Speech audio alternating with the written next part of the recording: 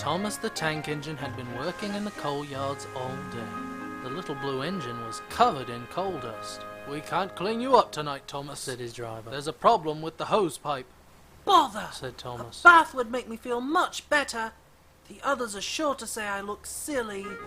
But the engines were too busy arguing to notice Thomas. James was talking loudest of all. "I deserve a new coat of paint. The Fat Controller says I'm the pride of the line and..." "Rubbish! Puffed Henry. We're all the pride of the line." "It's been like this all day. Confided Percy to Thomas. James is getting a new coat of paint and won't stop boasting about it." "Why, James? I'm the one who needs a new coat. Look at me." "I'd rather not. Retorted James. You're not a pleasant sight and wouldn't understand the needs of a really important engine." Thomas was fuming.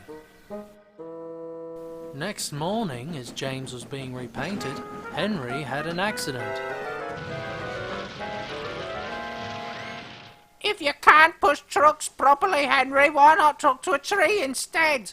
You know how much you like the forest." As a matter of fact, Bossy Boiler, the Fat Controller is inspecting the island for trees that are too close to the line.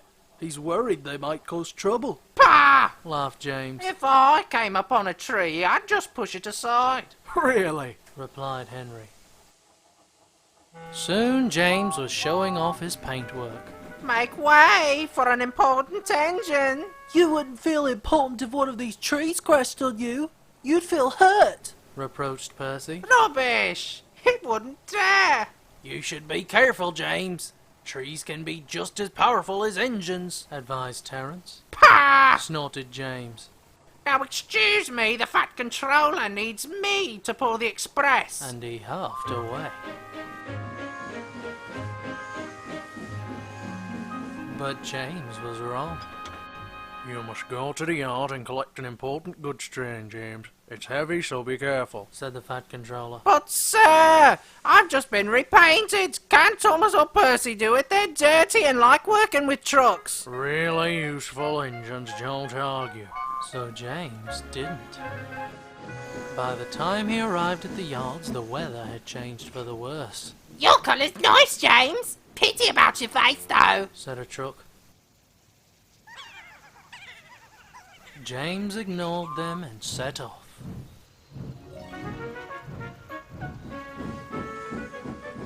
Soon they came to a hill, and his driver knew they were in for a difficult time. An old tree close to the track was being blown by the strong winds, and the rain had weakened the slope. All of a sudden, the tree moved.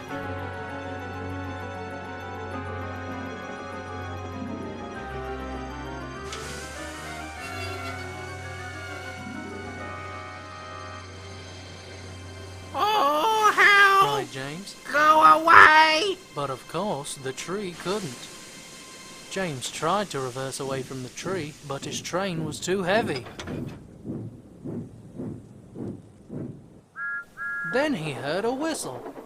"It's Thomas." Called his driver.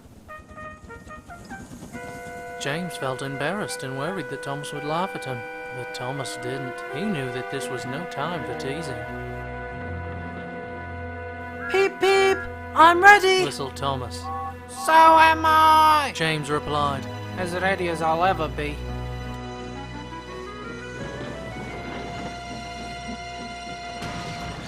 They were just in time. Later, James spoke to Thomas. "Percy and Terence were right to warn me." He said. "Thank you for rescuing me, Thomas." "Oh, that's all right. We engines must pull together, whatever the weather." Just then, Edward bustled in. "The Fat Controller thinks you're both brave engines. Thomas, you're going to have a new coat of paint, and James, the Fat Controller, says that tomorrow you'll pull the Special Express." Everyone was very happy.